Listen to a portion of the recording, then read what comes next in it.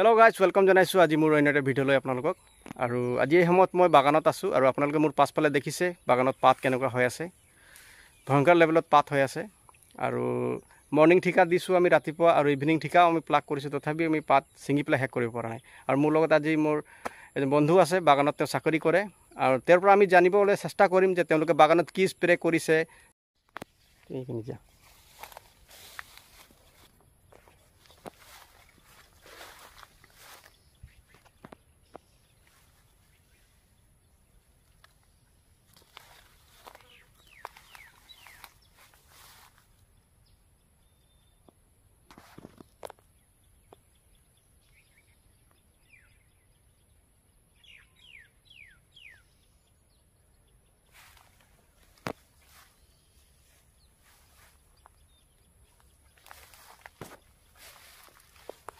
দেখিছে গাইছ আপোনালোকে বাগানৰ পাত।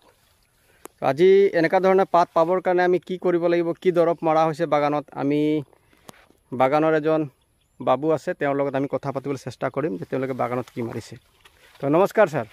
নমস্কাৰ। ভালে আছে? ভালে আছোঁ, ভালে আছোঁ। বাগানত ইমান পাত হৈছে, আপোনালোকৰ কি দৰৱ মাৰিছে আপোনালোকে? নমস্কাৰ কৰিছোঁ। আমি মানে কি মাৰিছোঁ মানে অকল ছিংগল DAP মাৰিছোঁ। DAP মাৰিছে না? DAP আমি আগদিনা আমি ড্ৰামত মিক্সিং কৰি ছেকেণ্ড দিনা আমি স্প্ৰে কৰোঁ। মানে DAPটো প্ৰথম দিনা আপোনাক গুলি ৰাখে? হয় হয়, ৰাতি মানে ছেকেণ্ড টাইম গধূলি গুলা হয়। গুলাৰ পিছত আকৌ আমি ছেকেণ্ড টাইম ৰাতিপুৱা স্প্ৰে কৰোঁ। পাৰ ড্ৰামত আমি 4 লিটাৰকৈ দিয়া হয়, 200 লিটাৰত। সেইটো মাৰি পেলাই ইমান ধুনীয়াকৈ পাত হৈছে চাওক ৰাইজ, কি ধুনীয়া পাত। অকল DAP মাৰি? অকল DAP মাৰি। লগতে মহৰ দৰৱ দিয়ে নেকি? নাই দিয়ে। মহ লাগিলে মানে মহৰ দৰৱ দিয়ে আৰু? যদি পেষ্ট থাকে তেতিয়া দিয়া হয় বাৰু, কিন্তু এতিয়া পেষ্ট নাই, সেইটো কাৰণে অকল ছিগনেল DAP মাৰিছোঁ। DAP মাৰিছে ন? হয়।